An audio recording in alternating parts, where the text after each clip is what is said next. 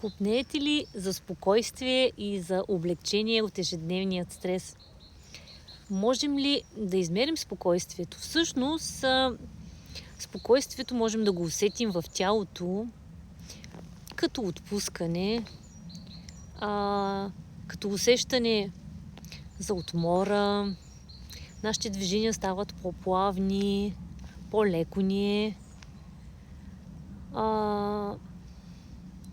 Всъщност, ние тогава действаме от едно такова вътрешно състояние на вътрешна увереност. Нашата нервна система точно тогава е в регулация. И каквото и да става, ние сме с една така вътрешна убеденост, че ще се справим, че можем да разчитаме на себе си. Всъщност, това е много важно, понеже точно тогава ние се свързваме с тая нашата вътрешна истина, да действаме, а не да живеем, не да играем някаква роля. Когато сме в трудна ситуация, имаме да вземем важно решение, искаме да спрем някакъв наш стар навик, е изключително важно да можем да се свържем с нашите емоции, с нашите нужди.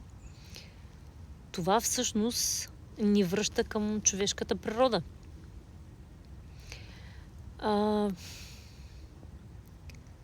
Също е изключително важно да отделяме време, да си го даваме това време, да можем да се свързваме с тая тишина вътре в нас и да се запитаме наистина от какво имам нужда точно сега.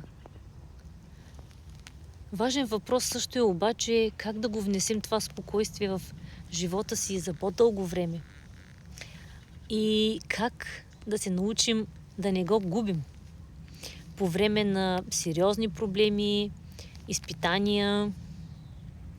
Аз намерих система, с която лесно да мога да намирам такива моменти за емоционална почивка и я превърна в навик.